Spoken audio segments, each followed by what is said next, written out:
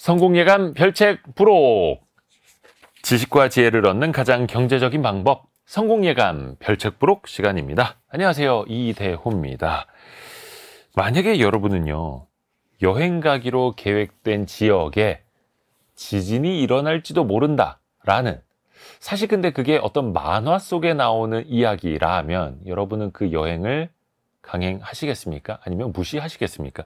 이게 실제로 있었죠. 지난 7월 초, 그러니까 일본에서 대지진이 일어난다라는 그 소문이 연초부터 퍼졌다고 해요. 근데 그게 출처가 만화 한 권이었고 과학적 근거도 없었는데 어찌됐든 간에 많은 사람들이 항공권 예약을 다 취소했다라는 겁니다. 우리에게 어떤 시사점이 될까요? 그리고 또 우리는 과연 이 지진을 제대로 이해하고 있을까요? 오늘은 흔들림 없이 이해하는 지진의 과학이라는 책을 읽어보겠습니다. 이 책의 저자, 연세대 지구 시스템 과학과 홍태경 교수와 함께합니다. 교수님 안녕하세요. 네, 안녕하십니까.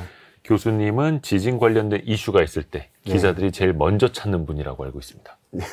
그런가요? 예, 몰랐는데 아주.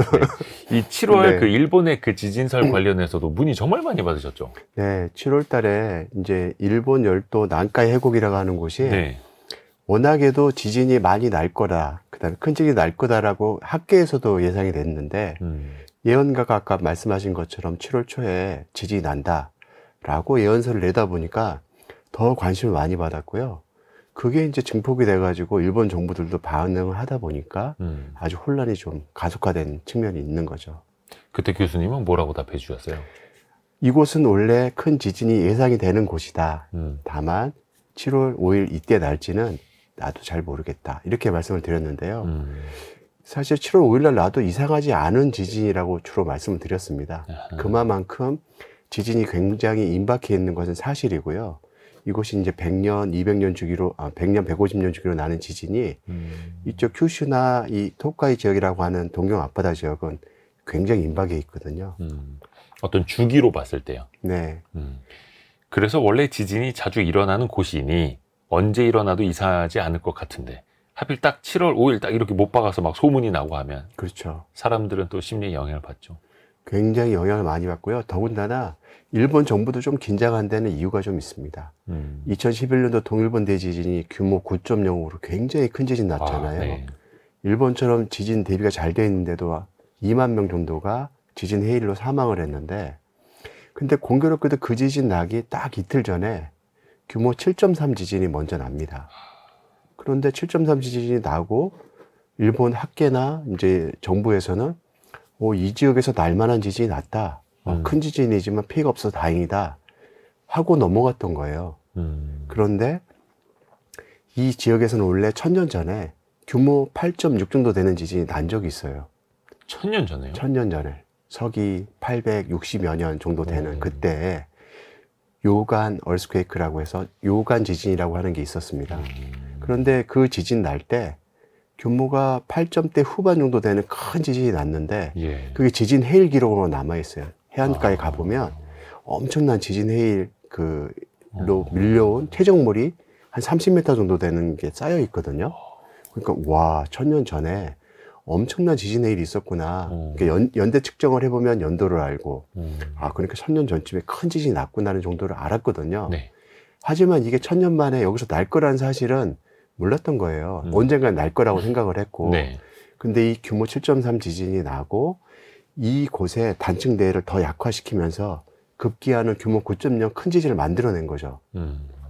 그러다 보니까 이 난카이 해곡도 이 해곡 전체가 부서지게 되면 규모 9.0이 될 거라는 게 일본 정부의 생각인데, 공교롭게도 작년 8월에도 규모 7점대 지진이 난 적이 있거든요. 그러다 보니까 와, 이게 혹시 전진이 돼서 동일본 대지진처럼 큰 지진으로 연결되는 거 아니야? 라고 해서 대형 지진 경보 같은 것을 일본 정부가 작년 8월에 발령을 한 적도 있어요. 일주일간 일본 국민들은 아주 패닉이었죠. 결국은 그게 해제가 됐지만 그로부터 그게 올해까지 연결이 된 거예요. 그런 걱정들이. 그런 와중에 5개 료의 이 책이 더 이제 불을 일으키고 사람들은 더 관심을 받게 된 거죠. 동일본 대지진 당시에도 7.3 규모만 해도 엄청 큰 건데 9.0짜리가 와버렸으니 피해가 엄청날 수밖에 없었던 거고 9.0이면은 그 어떻게 지구 역사상 가장 큰 규모였던가요? 1900년에 지진기가 처음 개발이 됐어요. 네. 그래서 이제 그 전에 난 지진 같은 경우에는 이 단층 면의 흔적들만 남아 있거나 피해 기록이 이제 역사 기록물에 남아 있는 정도인데 네. 1900년 이후부터는 지진계라고 하는 것에 이제 파형으로 기록이 되어 있거든요. 예. 그래서 지진 규모를 정확하게 측정하려면 그 지진계에 기록된 파형을 봐야 되는데 네. 그래서 1900년 이후에 발생한 지진만 놓고 따져보면 역대 네 번째로 큰 지진입니다. 가장 큰 것도 아니었고 네 번째예요. 네, 규모 9.0, 9.6 혹은 9.5로 평가되는 엄청난 지진이 칠레에서 발생한 적이 있어요. 근데 우리가 요거 참 먼저 짚어야겠네요. 규모, 네, 진도, 네. 요것도 많이 헷갈리죠. 그렇죠. 근데 규모는 진도랑 다른 거라면서요. 네, 그 사실은 일반적으로 쓰는 개념이 규모가 맞습니다. 일반인들이 굉장히 헷갈려 하시는데요. 네. 뭐 경주 지진하면 규모 5.8이라고 얘기를 합니다.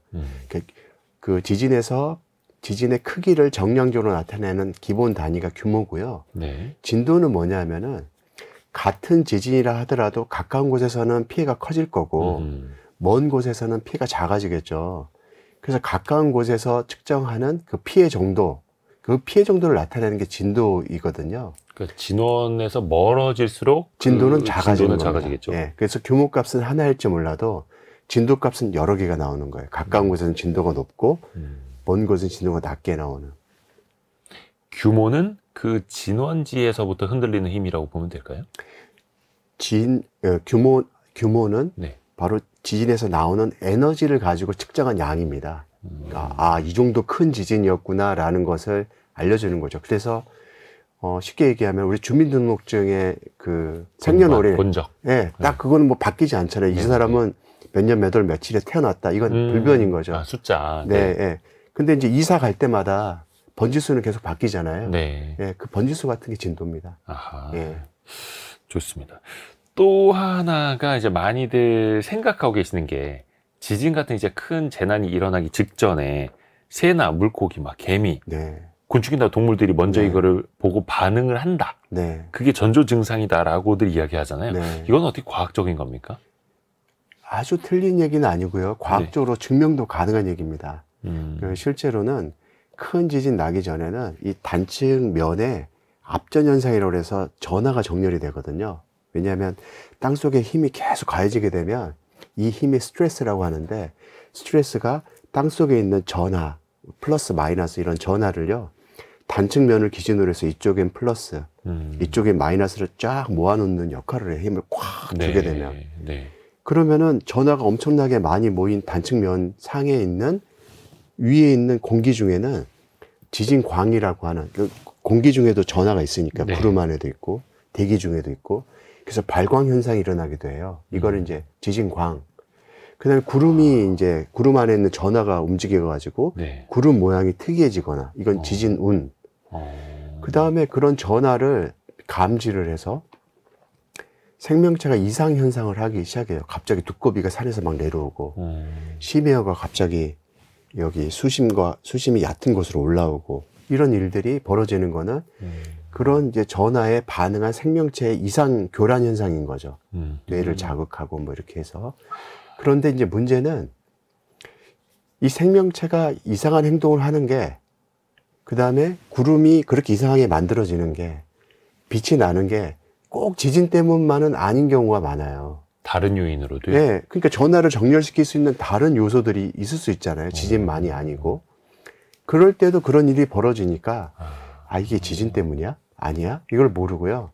또 심지어는 지진이 나기 전에 전하가 정렬돼 있는데 빛도 안 내고 구름도 안 만들고 심지어는 동물도 안 움직이는 그런 경우들도 있어요. 그러다 보니까 충분히 과학적으로 설명 가능한 일이긴 하지만 일관성 있게 발생하지 않는 거죠. 그러니까 전조현상으로 활용을 못하는 겁니다.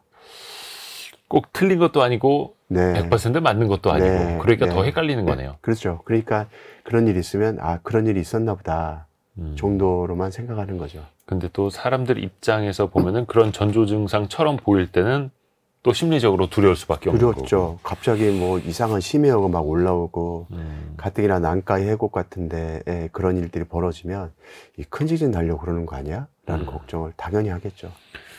사실 그리고 우리가 지진은 남의 나라 이야기, 일본에서 자주 벌어지는 이야기로만 생각하기에는 그래도 2010년대 들어서 제법 좀 굵직한 사건들이 좀 있지 않았습니까? 네. 아까 잠깐 말씀해 주셨던 경주 지진이 2016년. 네. 그게 5.8 8. 예. 규모. 우리나라에서 5.8 규모면은 상대적으로 컸다라고 봐야 될까요? 우리가 1978년도에 네. 우리나라 정부가 처음으로 지진 관측을 시작을 해요. 예. 그때부터 발생한 지진 가운데는 제일 큰 지진입니다. 경주 지진이. 5.8 규모가. 네. 그때 그러니까 막 간판 떨어지고 막 그랬었던. 간판 떨어지고 거기 이제 경주가 유적지다 보니까 그 유적도 많이 네. 파손이 되고 파손되고. 그런 일들이 아주 많았죠. 다행히 경주 지진이 발생한 그 위치가 그 사람들이 많이 사는 그 시내가 아니고요. 시외곽입니다. 그래서 그나마 피해가 좀 줄었지. 만약에 경주 시내 내부였으면 아주 피해가 굉장히 커졌을 거라고 생각이 되죠. 일반적으로 한반도는 원체 또 이제 그 일본이라는 그 옆에서 네. 거기는 이게 몇 개의 판이라 해야 돼? 4개의 판이 만나는 곳이랬나? 일본. 네, 네. 근데 그쪽이 막아주기 때문에 한반도는 상대적으로 안전하다라는 인식이 있었잖아요. 근데 그게 현재도 유효합니까? 참 이 막아준다는 개념 자체가 참 애매하긴 한데요. 네.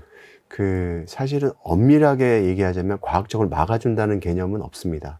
왜냐하면 그 판과 판이 부딪히는 곳에 제일 에너지가 많이 쌓여요. 네. 그러니까 일본 열도에는 태평양판, 북쪽에는 태평양판, 남쪽에는 필리핀판이 일본 열도와 충돌을 하게 되는데 바로 그 충돌 때 에너지가 제일 많이 쌓이는 거죠. 그러니까 에너지가 빨리빨리 쌓이니까 빨리빨리 지진들이 많이 나는 거예요. 근데 이 충돌대와 거리가 좀 떨어져 있는 곳은 이제 이 충돌력이 점점 전달이 되거든요. 그래서 거리가 떨어지면 떨어질수록 그 전달된 에너지 양이 줄게 돼요. 그러니까 한반도는 난카이 해곡으로부터 가깝게는 500km, 하지만 태평양판으로부터는 한 1200km 정도 떨어져 있는 거리에 있거든요. 네. 그러니까 그 정도 거리만 되더라도 일본 열도 바로 앞에 쌓이는 에너지 양에 비해서는 엄청나게 적은 양이 쌓이는 거예요. 그러다 보니까 에너지가 천천히 쌓이는 거죠. 천천히. 근데 천천히 쌓이는 게 지진이 안 난다는 얘기하고 전혀 다른 얘기입니다. 그러니까 제가 아주 자주 드는 예는 우리가 인형을 뭐 1,000원짜리 인형을 산다면 네. 100원씩 저축하는 곳에서는 10일 만에 그 인형을 사지만 10원씩 저축하는 곳은 100일 만에 사는 거예요. 네. 하지만 언젠가는 사요, 인형을. 그러니까 우리가 10원씩 모아서 언제 저 인형 사 하지만 어느 날 보면 인형 사고 하듯이 우리가 지진 안 나는 것 같아도 언젠가는 보면 큰 지진이 나는 이유가 바로 이런 데 있는 거죠. 이게 누적되는 그 에너지의 개념이 통하는 거예요. 그렇죠. 누적이 돼요. 네. 그러니까 지구에 이게 스트레스라고 영어를 얘기를 하는데요. 스트레스 쌓여. 스트레스를 풀어야 되겠는데 사람도 그렇잖아요. 네네네. 똑같습니다. 한번 쌓이면 지구도 스트레스 풀기 전까지는 계속 쌓이는 거예요. 네. 그럼 지구의 그 판에 스트레스를 풀어줄 수가 있나요? 어떻게? 그게 지진입니다. 그 푸는 과정이. 그래서 이제 사람들이 공상과학 소설에 보면은 예. 스트레스를 인위적으로 사람 힘으로 풀어주는 방법을 막 고안을 해내거든요. 그 영화 보면 일본 침몰 이런 영화 같은 게 있는데 그거는 이제 일본 열도가 태평양판하고 부딪혀가지고 이렇게 물려가지고 일본 열도가 이제 지구 내부로 점점 들어간다는 내용이에요. 그 사실은 조금 말이 안 되는 내용이긴 하지만 그래서 거기서 어떻게 하냐면 이걸 구멍을 뚫어줘요. 그래서 구멍을 뚫어줘가지고 얘와 얘가 서로 분리가 되게. 근데 그 과정이 뭐냐면은 스트레스를 풀어주는 과정을 인위적으로 하는 거거든요. 공상과학이라는 거죠, 그거는. 사실은 불가능한 얘기입니다.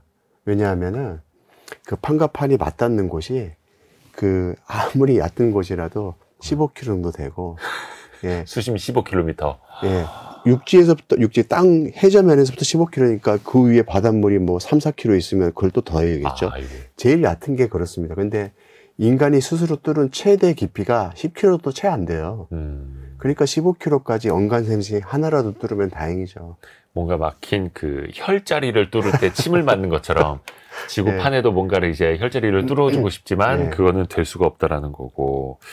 이것도 신기합니다. 그리고 그 판에 가해졌던 스트레스는 결국은 지진으로 풀어야만 하는 게 또 지구의 숙명인 네. 것 같기도 하고요. 우리나라는 그러면은 이게 지진의 위험성이 높아지고 있다, 여전하다, 어떻게 좀 판단을 해보면 좋아요? 지금의 흐름으로 봤을 때. 어떤 지역이건 지진이 발생하는 어떤 특성 같은 거는 네. 사실 일정합니다. 왜냐하면은 그 지역에 쌓이는 스트레스라고 하는 것이 지금이나 1000년 전이나 10,000년 전이나 같아요. 그러니까 지금 스트레스를 주로 쌓이게 하는 게 일본 열도 앞에 충돌하는 태평양판, 필리핀판인데 지금으로부터 1000년 전이나 10,000년 전이나 매년 10cm씩 충돌해 들어오고 있는 거예요.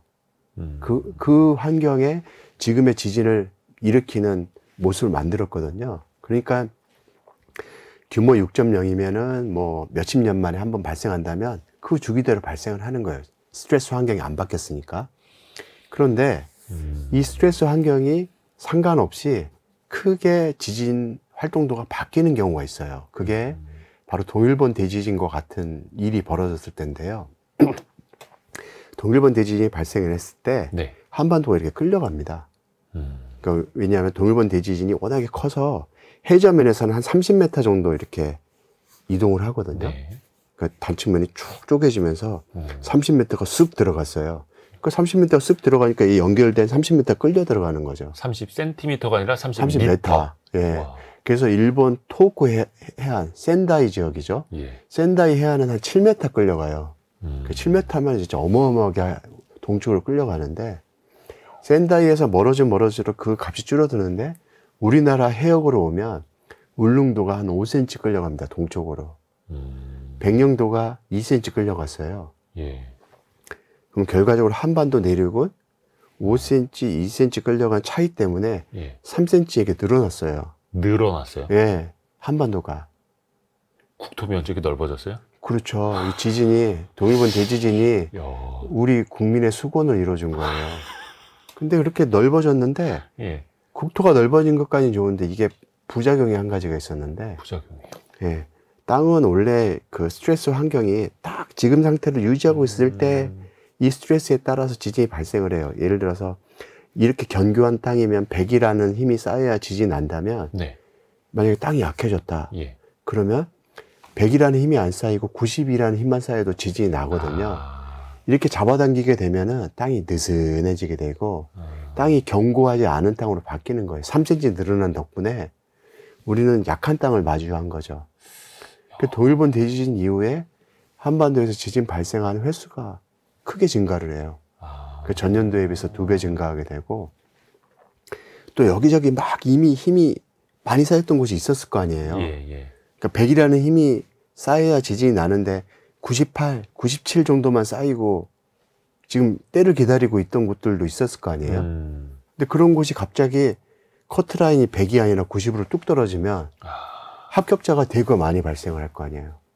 그런 식으로 지진이 더 많이 발생할 네. 수 있는. 그래서 그 후로 경주 지진, 포항 지진 등 규모 5.0 이상의 지진도 크게 늘어요. 그러니까 지진 발생 임계점이 낮아진 셈이에요. 그렇죠. 네, 지진 발생을 하기에 필요한 최저 요건이 낮아지게 된 거죠. 그래서 좀 규모가 작더라도 그 지진이 더 많이 발생하는 걸로 네. 지금 우리가 느껴지는 네, 거고. 큰 지진도 많아지는 것처럼 보이고 그러려면은 땅이 다시 회복이 돼야 예전 상태로 이제 돌아가는 거죠. 어떻게 회복이 됩니까? 다시 어디선가 그럼 큰 지진이 발생해야 3cm 늘어난 한반도 면적이. 네, 우리 몸도 요요 현상을 겪듯이 네. 이렇게 잡아당긴 데는요. 다시 필리핀판, 태평양판 다시 충돌하잖아요. 다시 이렇게 막 힘을 받아서 다시 오그라들어요. 근데 그게 네. 이제 왜 판 이동론 뭐 이런 것도 있지 네. 않습니까? 그게 한 방향으로 정해진 대로 갑니까? 아니면 뭐 이렇게 뒤죽박죽으로 갑니까? 아주 좋은 질문이십니다. 네. 이 지구 내부에서 올라오는 열기둥이 결국 지표에 도달하게 되면 판이라는 걸 만들고 판이 이렇게 확장해 나가거든요. 예. 근데 이게 지구 내부에서 올라오는 열기둥이 여기 올라왔다, 여기 올라왔다. 지구 역사를 보면 지구 역사가 46억인데요. 네, 네, 네. 46억 년 동안 언제는 여기 올라왔다가 언제는 여기 올라왔다가 막 이래요.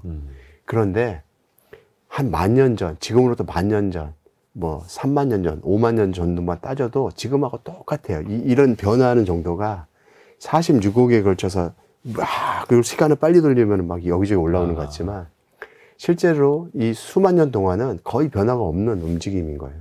더 오랜 시간에 큰 데이터로 보면 그렇죠. 그런 그럼 패턴이 막, 보이는 네. 거네요. 그래서 지금 짧은 기간 동안에 벌어지는 스트레스가 쌓이는 패턴은 일정하다고 보면 됩니다. 역설적이네요. 네. 인간이 살아가는 동안에 우리가 느끼는 네, 거는 아무 변화가 없는 것처럼.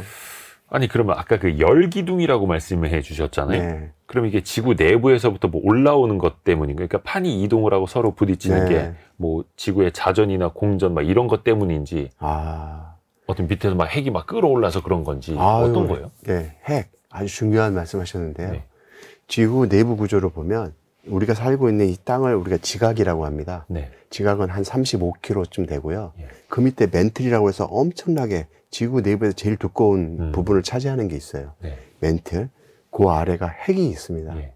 핵은 지구 내부에 자리 잡고 있는데요. 제일 바깥부 핵도 두 개로 나눠서 외핵, 내핵 이렇게 돼 있는데 네. 외핵이 액체예요. 예. 근데 이 액체 외핵에 뭐가 있냐면은 물론 핵 내에 전체가 있는데 방사능 물질들이 굉장히 무거운 중금속 물질들이거든요. 이것들은 행성이 생성될 때 무거우니까 지구 내부로 다 가라앉아 있어요. 우리가 동전에 물 던지면은 그냥 아무 느낌 없이 쓱 가라앉잖아요. 해저면까지 동전이. 네. 예, 뭐 거기서 버티지도 않고 그것처럼 중금속들은 이 핵내에 다 모여 있어요. 지구가 탄생할 때부터 그렇게. 예. 예. 그러면은 그 안에 있는 이 방사능 동위원소는 분개하면서 열을 많이 내거든요. 예. 그래서 그 열을 내게 되면은 이 멘틀 내에 대류 현상을 만들어요. 열기둥이 올라오면서 그 열기둥 대류를 만들어내는데 네. 그 대류 현상의 지표에는 어떤 일을 만드냐면 이 암석판이라고 하는 암석곤이라고 하는 판을 한 100kg쯤 되는 판이 있습니다. 네. 지각을 포함하는 요 두꺼운 판을 이동을 시키는 역할을 해요. 그러니까 새로 판을 만들고 옆으로 벌리고 판과 판이 충돌하는 곳에서는 서로 충돌해서 다른 판 밑으로 들어가는 운동이 지구 내부에서 46억 년 동안 계속 벌어지고 있는 거예요. 대류에 의해서요. 그렇죠. 그러니까 우리가 그러면은 주전자에서 물 끓을 때 그렇습니다. 그 뚜껑이 네. 퍽퍽퍽퍽 움직이는 거랑 비슷한 거예요. 네, 그런 거죠. 지금 그 물속에 뭐 부부부 끓여서 뚜껑이 버버버버 하듯이 그런 열기둥의 역할 때문에 위에 있는 땅이 움직이는 거예요. 끊임없이. 근데 그거는 이 지구라는 곳이 그렇게 생겼기 때문에 근데 인간은 거기에서 또 살아가야 그게 되는 참 거고. 오묘한 신의 조화인데요. 이게 공교롭게도 생명체를 살리기 위한 지구의 역할이에요. 생명체를 살리기 위한 역할이에요? 네. 되게 아이러니한데요. 이게 참 우리가 신의 존재를 믿을 수밖에 없는 일이기도 한데요. 네. 그러니까 지구에 만약 핵에서 그런 열기둥이 나오지 않으면 어떤 일이 벌어지냐면요. 지구 내부에서 그 열이 그렇게 나오기 때문에 네. 액체 핵이 존재하는 거예요. 예. 근데 액체 핵이 존재하기 때문에 액체 핵은 막 이동을 할 거 아니에요. 액체니까. 네. 네.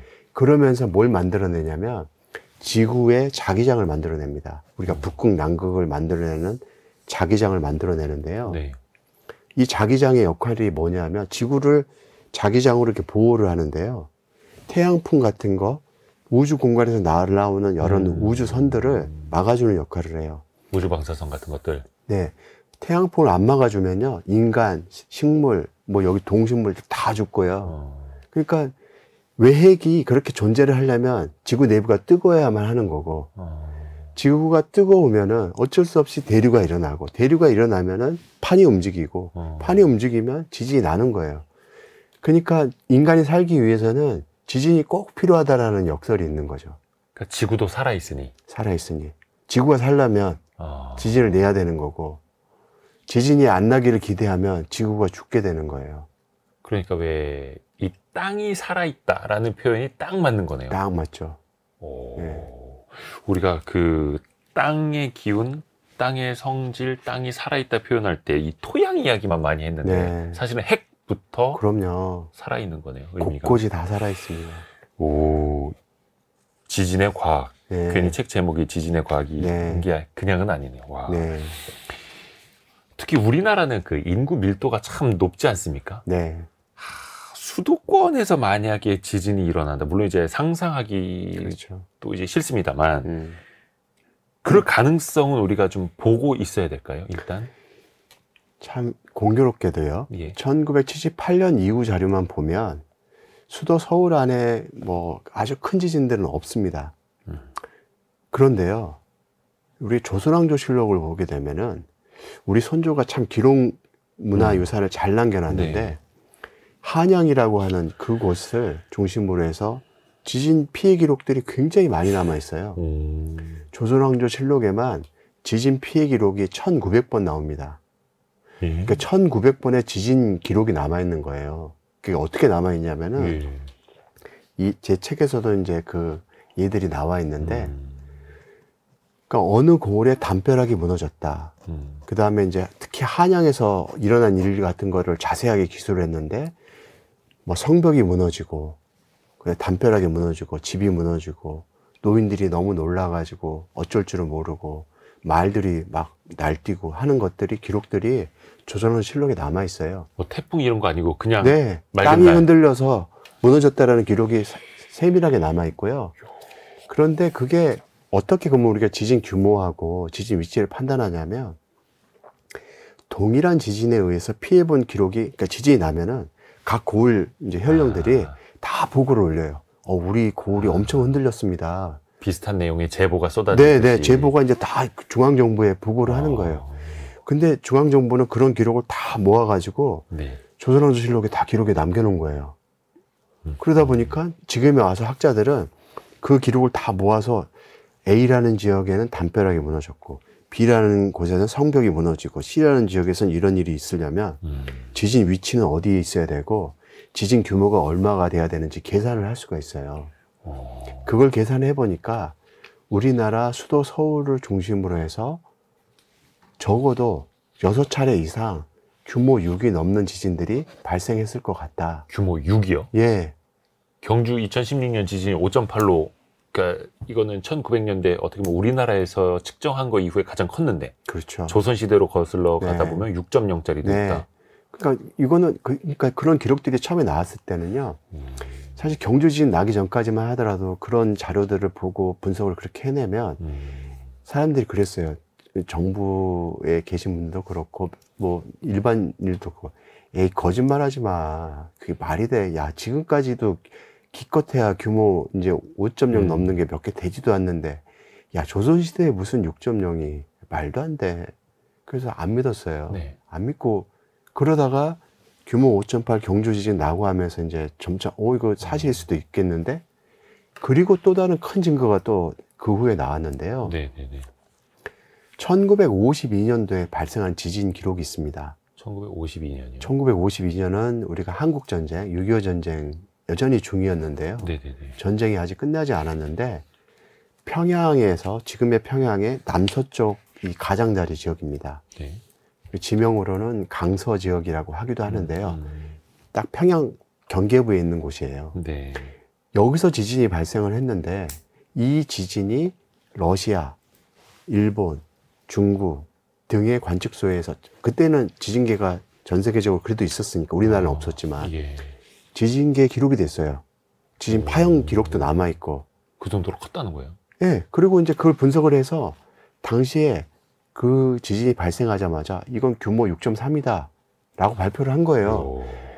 사실 그것도 안 믿었어요. 사람들이. 에이, 뭔가 잘못 측정했겠지. 우리나라에서 무슨. 무슨 뭐 포탄 떨어져서 그런 거 아니야? 뭐 전쟁 중이니까. 그러거나, 에이, 다른 나라에서 난 게 우리나라로 오해됐겠지. 이렇게 분석을 한 거예요. 그래서 저희가 최근에 분석을 또 했습니다. 그 자료를 다 모아가지고 지진 파형을 다 디지타이징을 하고요. 우리가 이제 인버전이라고 하는 걸 과정을 해요. 그걸 하면 지진이 발생한 깊이, 지진 규모가 얼마, 그리고 정말 여기서 난 게 맞는지 분석들을 쭉 합니다. 그랬더니 정말 거기서 지진이 났고 규모가 6.3이고 그런 것들이 다 밝혀진 거예요. 공교롭게 그 지진 이후로 평양 지역이 지금 한반도 전체로 보면은 지진이 제일 많이 발생하는 곳 중에 하나거든요. 모르셨죠? 그래요? 네. 김정은은 참 불안한 곳에 있을 것 같긴 한데요. 평양 남서쪽 가장자리 부분이 예. 한반도에서 지진 발생 빈도가 제일 높은 곳 중에 하나예요. 물론 지금에 발생하는 거는 규모가 작은 편이어서 버티고 있지만 네. 그게 다 규모 6.3 지진의 여진 효과로 지금까지 막 발생하고 있거든요. 아니 그 평양 지역에 그럼 뭐 땅 밑에 뭐가 좀 특별한 게 있습니까? 아, 또 이 얘기를 하다 보면 굉장히 길어질 텐데요. 네네. 뭐 짧게 좀. 네, 예. 짧게 하겠습니다. 네. 한반도에서 지진을 발생시키는 여러 원리 중에 하나가 예. 한반도의 형성과 관련되어 있는 것들이 많아요. 아, 그래서 과거에 한반도가 이것도 보면 남북 같은데요. 남북 이게 충돌을 해서 지금의 한반도를 만들었어요. 판이 충돌해서요? 예, 판이 충돌해서 그때는 네. 판이었습니다. 이게 중국하고 연결된 판인데 이렇게 쭉 연결해서 충돌하고 한반도가 만들어졌는데 공교롭게 그 충돌대가 딱 그 평양에 있는 대로 지나가요. 그 충돌대가 만들어낸 큰 구조가 있을 거 아니에요? 예. 그 구조가 지금의 이제 텍토닉 환경에서 스트레스를 받게 되면은 지진을 유발하는 환경으로 활동을 하고 있는 거예요. 근데 이게 사실 그 땅이라는 게 생겨나려면 네. 판의 이동도 필요하고 그 과정에서 뭐 일본이라는 땅도 생기고 네. 한반도도 뭐 솟아나기도 했을 테고 그러다 보니까 뭐 산지가 많고 뭐 이렇게도 저도 이해를 하고 있는데 어떻게 보면 백두산이 높은 이유도 그 이유 중에 하나 아니겠습니까? 그렇죠. 그 백두산 화산 폭발 가능성은 사실 우리가 언제고 계속 이야기는 되기는 합니다만 그 관련된 영화도 네. 있었고요. 그럼 지질학자 입장에서 교수님이 보시기에 백두산의 화산 폭발? 네. 어떤 뭐 지진으로 인해서 또 그게 이루어질 가능성도 좀 있습니까? 네. 사실 저희 연구실이 별의별 연구를 많이 하는데요. 예. 백두산 화산 폭발 가능성에 대한 연구도 한 적이 있습니다. 음. 그 내용도 이제 여기 책에서도 예. 소개가 되는데요. 이건 꼭 비단 백두산만의 얘기는 아니고요. 네. 어떤 화산이든 간에요. 근처에서 큰 지진이 나면 화산 폭발을 가속화시킬 수 있습니다. 그 원리는 뭐냐면 혹시 우유 아세요? 우유. 예. 우유 좋아하시죠? 네네네네. 우유곽에 우유가 흰 우유가 꽉 차 있는데 예. 우유곽을 막 흔들면 어떻게 될까요? 그 안에서 좀 거품 좀 일어나고. 그렇죠. 거품이 일어나면 깍이 어떻게 바뀌죠? 그것도 팽팽해지나요? 아니 거품이 막 일어나니까 빵빵 콜라는 그렇지만. 예, 우유도 그런가요? 우유도 그렇습니다. 오. 안 해보셨군요. 안 흔들어 봐가지고. 저는 되게 많이 흔들어 봤는데 예, 우유도 빵빵해져요. 오. 그게 왜 그러냐면 그게 우유도 빵빵해지는구나. 기포 때문에 그래요. 우유를 막 흔들면 기포가 생기거든요. 우유 안에도. 네네네네. 기포가 이제 그 스스로 압력을 내니까 밀어내는 거예요, 밖으로. 그래서 오. 빵빵해지거든요. 예. 마찬가지로 지진파가 이 화산 아래에 있는 마그마방을 이렇게 흔들게 되면요. 지진파가 지나갈 때 땅을 흔들듯이 마그마방도 흔들어요. 그럼 마그마방을 막 흔드는 건 우유곽을 흔드는 거와 똑같거든요. 자극하는 거예요. 그러면 마그마방 내에 기포가 생기면 되기도 액체 상태니까 기포가 막 생겨가지고 마그마방 내에 압력이 엄청 커지고 네네네. 그럼 커지면 어떻게 되냐면 폭발을 이제 어디든 약한 데로 압력을 배출하려고 하겠죠. 거기가 어디냐면은 이 화도를 따라서 지상부가 제일 압력을 배출하기 쉬운 공간이잖아요. 이미 뚫려 있는 공간이니까. 그러니까 그쪽으로 마그마가 상승을 하게 됩니다. 이게 곧 용암인데요. 그리고 분출을 하는 거죠. 이게 이제 화산 물질인데요. 그래서 실제로 2004년 12월 26일 날 인도양 수마트라에서 발생한 규모 9.1의 수마트라 대지진. 네. 이때도 인도네시아 일원에 있는 수많은 그 화산들이 활동을 시작을 했고요. 잠잠하다가 갑자기 자극을 받으니까 촉발이 돼서. 예.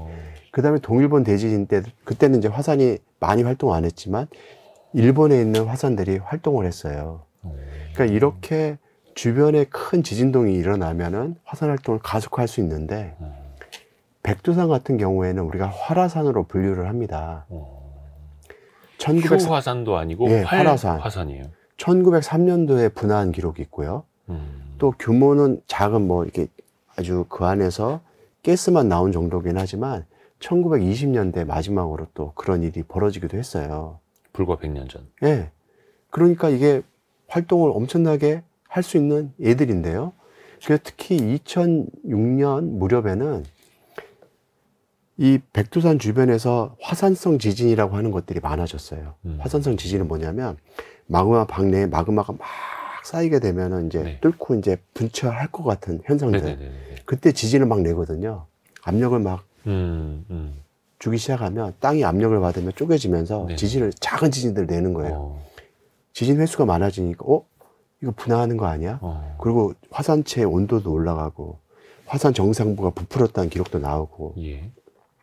그래서 그런 정도로 굉장히 활화산인데, 물론 이제 2006년을 지나면서 그렇게 막 왕성하게 하다가 다시 잠잠해졌어요. 네. 화산 분화를 하려면 이런 과정을 반복적으로 겪다가 분화를 하거든요.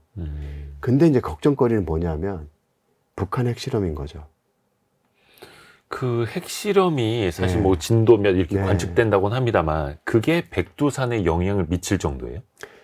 백두산 풍계리 핵실험장하고 백두산까지 거리가 한 150km, 짧게는 뭐 113km 이렇게 계산할 수도 있는데요. 예. 그냥 대충 정상부하고 핵실험장을 계산하면 150km쯤 나옵니다. 이 150km 정도 되는 거리는 네. 어떻게 보면 멀다 멀고 가깝다 면 가까운 거리인데요. 예. 저희가 이제 그 계산한 바에 의하면 예. 규모 7 정도 되는 핵실험을 만약 하게 되면 예. 이 핵실험도 지진 에너지로 따질 수가 있거든요. 예. 발생하는 에너지를. 규모 7 정도 되는 핵실험을 하게 되면 마그마방을 충분히 자극할 수 있고 그러면은 분화에 연결될 수 있다. 물론 여기에 전제 조건이 하나가 있어요. 예. 백두산 마그마방 내에 마그마가 꽉 차 있어야 되고 그런 상태에서 핵실험을 해야만 되는 거죠. 근데 마그마방이 뭐 그동안 텅 비었다. 이러면은 아무리 큰 지진이 나더라도 자극을 못 받는 거죠.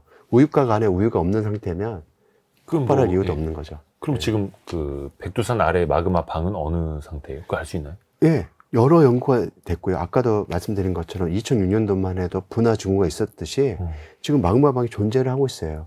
꽉 차 있어요? 네, 지표에서부터 5km 아래에 마그마방이 존재하고 있고 마그마방이 그 밑에 한 20여 킬로 지하에 또 있어서 몇 개의 마그마방이 있는 걸로 보고가 되고 있는데 이거는 이제 중국 측 학자들이 발표한 논문에도 나오고요. 최근에 중국뿐만 아니라 북한에서도 걱정을 많이 하잖아요. 백두 혈통들은 백두산이 되게 중요하니까. 아니 근데 그 정도면은 이게 우유를 흔드는 게 아니라 콜라를 흔드는 것 같은 결과가 나올 수 있는 거잖아요. 그럴 수도 있죠. 북한도 이거를 그럼 알고 있는 거 아닙니까? 알아야 되는 것 아닙니까? 그래서 북한 학자들이 논문을 냈습니다. 놀랍게도. 안 잡혀가나요? 그 학자들은? 아마 내라고 했으니까 냈겠죠. 근데 그 결과가 뭐냐면 예. 그 영국 학자를 이것도 좀 히스토리가 있는데요. 그 노무현 정부 말기에 예. 남북 화해 협력 차원에서 지진계를 좀 백두산에 좀 심어달라는 요청을 북한이 합니다.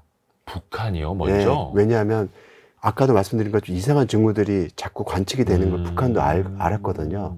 그러니까 이 북한도 백두산 분화를 임박했는지 알기 위해서 백두산 주변부에 지진계를 설치하고자 해요. 지진계가 북한에는 없으니까 남한에 요청을 하거든요. 그래서 남한에 지진계를 요청해 설치를 하고 당시에 우리 남한에서는 설치해 주마, 제공해 주겠다라고 얘기를 합니다. 그래서 설치가 됐나요? 실제로? 설치는 결국 안 됐는데요. 안 됐어요? 우리가 조건이 뭐냐면 예. 거기에 기록된 자료를 우리도 공유해달라. 아하. 근데 그건 싫대요? 싫다고 하죠. 뭐지? 예, 왜냐하면요. 야, 그게 왜 그랬을까요? 당시에 북한 1차 핵실험을 합니다. 2006년도에. 아, 자기네 또 핵실험 임박해 있으니 핵실험을 이미 한 상태입니다. 그때 요청한 상태가. 근데 핵실험을 늘 할 건데 백두산 산체에 있는 지진계 핵실험한 게 다 기록이 될 거 아니에요. 군사활동도 다 기록이 되고 지진계가 이 선별적으로 이 백두산 활동만 기록하지는 않고 땅 흔들리는 건 다 기록하니까 근데 어차피 그 주변 국가나 다른 지역에서도 측정은 하잖아요. 측정해도 가까이서 보는 게 더 좋죠. 아, 예. 정확하게. 영화관도 가까이서 보는 게 좋지 않습니까? 네. 아니 그러면 네. 이게 북한도 어느 정도는 인지는 하고 있는 거고 또 근데 그들은 핵실험을 또 포기를 안 하고 있고 만약에 백두산이 그 폭발한다면 화산 폭발이 네. 일어난다면 네. 진짜 우리 그 영화에서 봤던 그 거대한 그런 일들이 벌어질까요? 이게 어느 정도나 충격이 있을까요? 사실 백두산 화산 분화를 보면요. 지금으로부터 1000년 전의 분화, 이게 밀레니엄 이럽션이라고 명명을 하고 있는데 네. 시기도 뭐 서기 860 몇 년 혹은 기록에 따라 좀 다릅니다. 900 몇 년, 연대 측정에 따라 정확하지도 않은데요. 지금부터 1000년 전쯤에 분화가 엄청나게 컸고 화산 분화 지수가 7에 이릅니다. 네. 화산 분화 지수 7에 이르는 거는요.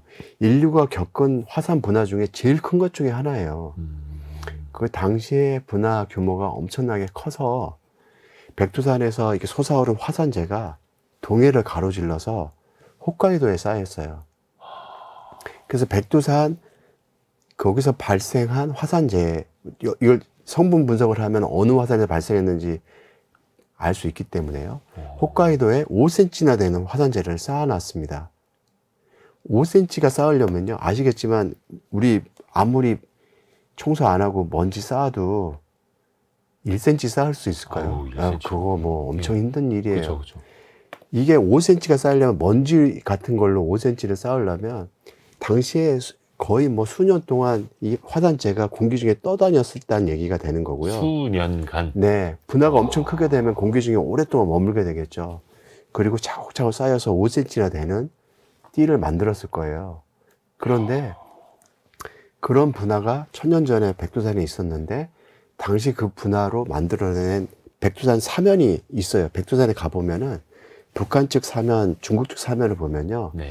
하나의 분화로 쌓인 아주 긴 이렇게 층이 있거든요. 이게 30m, 40m가 넘는 화산재로 쌓여 있는 층들이 나와요. 백두산에서 한 30km 떨어진 중국 측에 가도 5m, 6m 정도 되는 화산재로 쌓인 층이 나오거든요. 이게 1000년 전 분화로 만들어진 겁니다. 당시 분화가 너무 강력해가지고 이러한 그 화산재를 쌓아놨던 거예요. 근데 걱정하는 거는 이게 전적이 있는 애니까 다시 분화해서 그 정도 되는 분화를 하지 않을까라는 우려를 하는 겁니다. 그러면 1000년 전에도 백두산이 그렇게 크게 분화했을 때 당시에 살던 사람들도 그럼 많이 희생됐을까요? 그래서 이제 역사적으로는 이런 얘기가 있었어요. 공교롭게 발해라는 국가가 그 무렵에 갑자기 역사에서 사라져서 발해 멸망과 백두산이 상관관계가 있는 게 아니야. 아시다시피 발해는 고구려 이후에 만들어진 거니까 이 발해가 위치하던 곳이 백두산 위치한 그 위치거든요. 그러니까 이게 화산 폭발이 너무 강력해서 발해 민족이 살고 있는 그 터전을 다 덮쳐가지고 다 난민들이 흩어져가지고 발해국이 멸망한 거 아니냐라는 설이 있었습니다. 근데 역사학적으로 시기적으로 다 조사를 해보니까 관련성은 적다라고 결론은 났지만, 그럴 정도로 되게 분화 강력을 했고, 당시에 지금도 그렇지만 이 백두산 주변에는 인구 밀도가 낮습니다. 고산지대이기 때문에. 그래서 아마도 당시에 그 큰 분화로 피해는 크지 않았을 거라고 생각이 되지만, 근데 중국 역사서 같은 데 보면은 여러 기록들이 나와요. 아니 근데 그게 수개월간 온통 하늘을 잿빛으로 네. 아까 뭐라고 표현하셨죠? 먼지라고 했나요? 네. 화산재? 화산재. 화산재가 뒤덮고 있다. 그럼 네. 햇볕도 못 보게 되는 네. 거고 거의 숨도 쉬기 네. 힘들고 농작물은 다 네. 죽을 거고 네. 그게 1년 가까이 이어진다라고 네. 하면 당연히 재앙도 그런 재앙이 없을 텐데, 근데 그게 1000년 전이 아니라 네. 2000년대 네. 현대사회에 벌어질 수도 있는 거잖아요? 이건 완전히, 만약 그런 일이 벌어지면 패닉이겠죠. 그 아이슬란드 화산 분화가 예전에 2000년대에 있었는데요. 제가 요요 콜라 우치 화산, 이름이 어렵네요. 뭐 이름이 네. 되게 어려운 화산이 예. 있습니다. 그게 화산 분화를 했는데 당시 화산 분화 지수가 한 4 정도 됐어요. 네. 그런데 유럽 전체에 항공기 대란이 발생을 합니다. 아하. 그 아이슬란드는 영국보다 더 위에 있는 예. 국가고, 사실은 유럽 본 대륙하고도 좀 떨어져 있는 예. 바다에 있잖아요. 그럼에도 불구하고 거기서 화산 폭발이 일어나니까 유럽 전체 항공 대란을 만들어서 한동안 굉장히 많은 어려움을 겪었거든요. 유럽 전체에서. 근데 만약에 그 화산 폭발이 지금 백두산에서 규모가 작더라도 네. 벌어진다면 네. 지금 이제 동북아 여기 경제, 중국, 일본, 대만, 한국 등은 전 세계 경제를 엄청나게 영향을 주는 국가들이잖아요. 그렇죠. 여기 항공 대란이 일어나거나 물류 대란이 벌어지거나 경제적으로 우리 반도체 생산 같은 게 만약 못하게 되거나 미세먼지 같은 것들이 유입이 돼서 반도체 공장들이 가동이 잘 안 되거나 하면 이건 뭐 세계적으로 경제적인 타격이 어마어마할 겁니다. 아니, 책 제목이 흔들림 없이 하는 지진의 과학인데 이거 흔들릴 수밖에 없겠는데요, 마음이? 네. 그 재난 영화에서 보던 그런 장면이 사실은 네. 그냥 영화 속에만 있지는 않을 수도 있겠다라는 그렇죠. 게 제 생각이 드는데 뭐 저희가 공포를 조장하려고 하는 건 결코 아닙니다. 네. 그러면 우리가 대비를 잘 해야 하는데 과연 이 지진을 인간이 막을 수는 없을 것 같고 그럼 어떻게 좀 대비를 하는 게 좋을까요? 그래서 인간이 할 수 있는 최선은 미리 알 수 있다면 제일 좋겠죠. 미리 알 수 있다면 대피라도 하고 뭐 그곳을 피하거나 하는 일들을 하니까. 근데 지진이 예측이 가능합니까? 그렇죠. 그게 문제입니다. 인간의 현재의 능력으로는 지진이 언제 발생할지를 정확하게 못 박지를 못해요. 그러니까 뭐 100년에 한 번 이렇게 볼 수 있지만 네. 몇 월 며칠 네. 이렇게 날 수는 없다. 그러니까 우리는 여기에 지진이 날 거란 사실은 알아요. 언젠가는 난다. 100년에 안에 날 것 같다. 이 정도는 얘기를 하는데 몇 월, 며칠, 몇 시 이렇게 해가지고 탁 찍고 몇 시까지는 아니라도 며칠이라도 맞춰주면은 사람들한테 되게 도움이 될 텐데 불행히도 못 맞춥니다, 늘. 그래서 우리가 할 수 있는 최선은 지진이 발생했을 때 빨리 경보를 내려서 피해를 최소화시키거나 아니면 지진이 날 것 같은 장소에 여기는 이런 정도의 지진이 날 것 같으니까 더 준비를 많이 하자. 내진 성능을 여기는 더 강화시키자. 이런 두 가지 방법을 쓸 수 있는 거죠. 그래서 우리가 이제 첫 번째 미리 이제 지진 나자마자 빨리 알려주는 거 지진 조기 경보라고 하거든요. 전 세계 지진이 많이 발생하는 국가, 뭐 미국, 일본, 대만 등에서는 이미 하고 있고요. 네.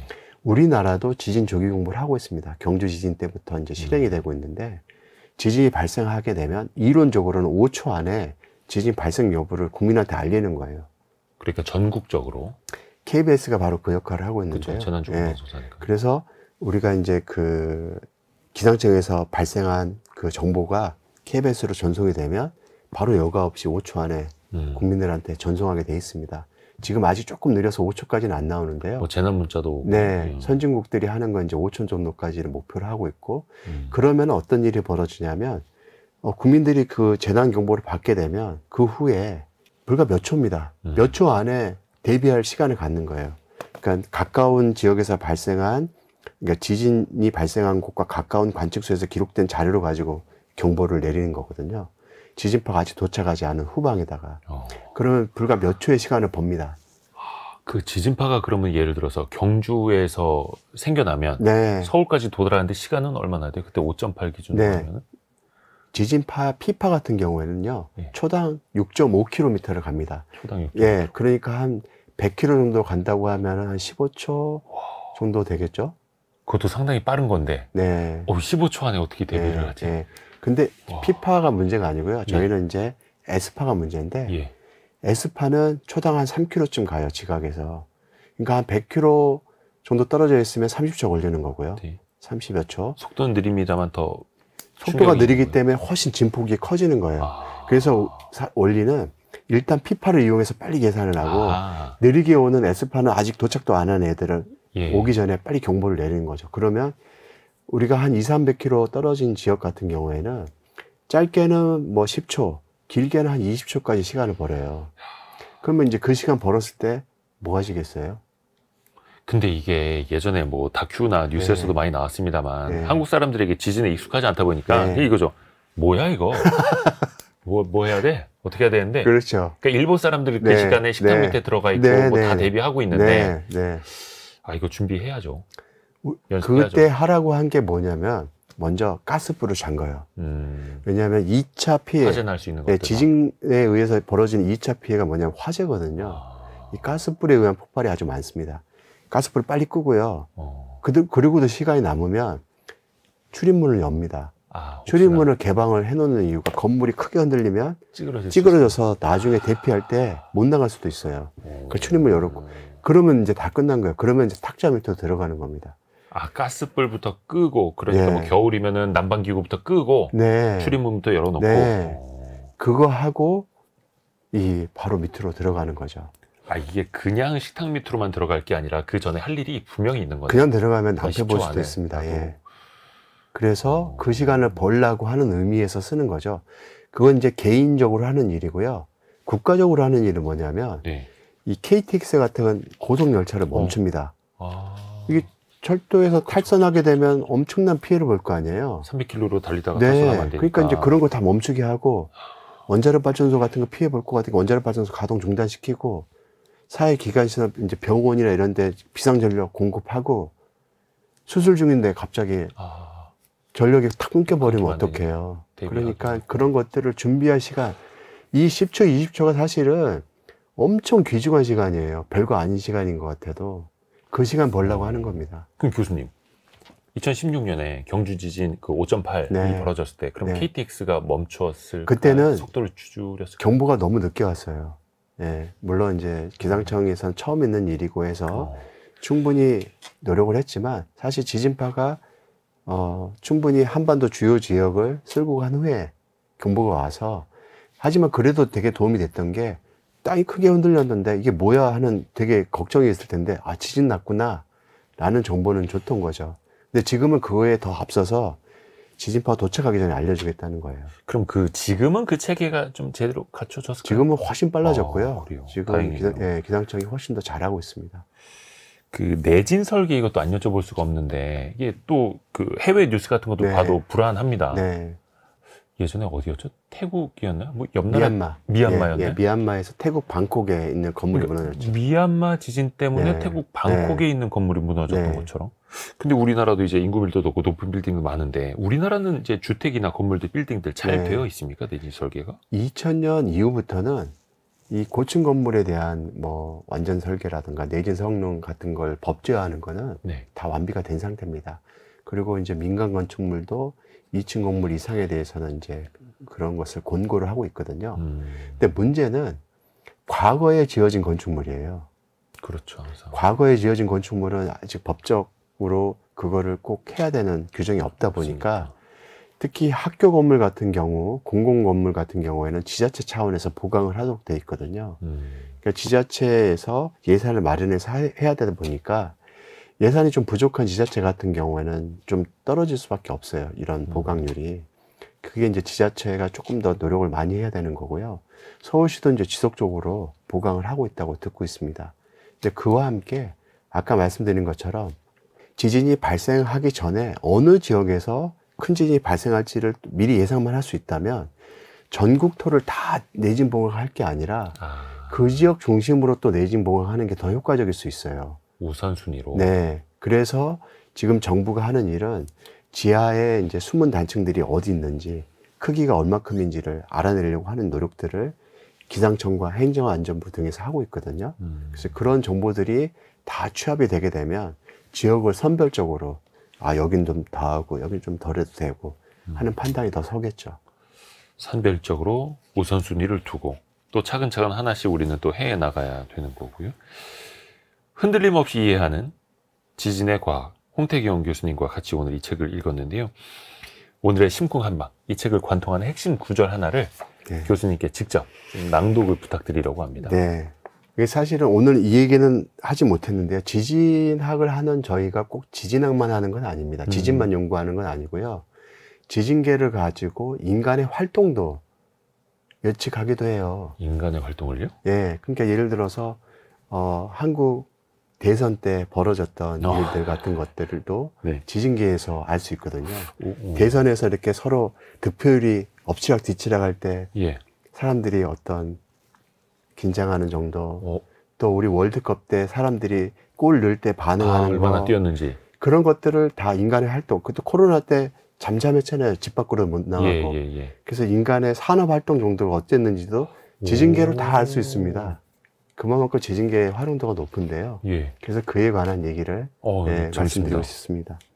코로나19 사태로 우리는 사회적 변화가 지진계에 과학적으로 기록된다는 사실을 알게 되었다. 지진계는 단순히 자연재해뿐 아니라 인류의 위기와 변화도 과학적으로 기록하는 중요한 장치인 것이다. 어떤 의미로 그 분야를 특히 이제 강조하고 싶으셨나요? 그러니까 지진학을 하는 이제 저희 보고 이제 지진만 연구한다고 생각을 하는데, 사실 저는 이렇게 인간의 활동 같은 것도, 경제 성장률도 지진계로 측정을 한 적이 있거든요. 경제 성장률도. 네, 전 세계 경제 성장률을 예. 지진계에 기록된 잡음의 수준 가지고 기록을 보고 어느 나라는 경제 성장률이 어떻고 GDP가 얼마가 나온다는 거를 논문으로 발표한 적도 있어요. 그다음에 이제 천안함 폭침 같은 것도 분석을 할 수 있고 북한 핵실험도 지진계로 분석이 돼요. 그러니까 이렇게 땅을 흔드는 여러 가지 일들이 지진계에 다 기록이 되기 때문에 지진학자들이 연구할 수 있는 게 너무 많습니다. 마치 의사의 청진기처럼. 네. 그래서 이제 혹시 이제 지진학을 하고 싶은 학생이 있거나 할 때도 이렇게 다양한 게 가능하기 때문에 보다 더 관심을 가져주기를 바라는 차원에서 말씀드렸습니다. 또 우리 국민들의 또 인류의 삶에 기여할 수 있는 네. 또 확실한 부분이기도 하니까요. 오늘은 흔들림 없이 이해해야 하는 지진의 과학이라는 책을 연세대 지구시스템과학과 홍태경 교수와 함께 읽어봤습니다. 도움 말씀 감사합니다. 네, 감사합니다. 고맙습니다. 별의별 이야기를 책을 통해서 나누는 별책부록 마칠 시간이고요. 월요일 아침 9시 5분에 다시 찾아뵙겠습니다. 성공예감은 오늘도 여러분을 응원합니다.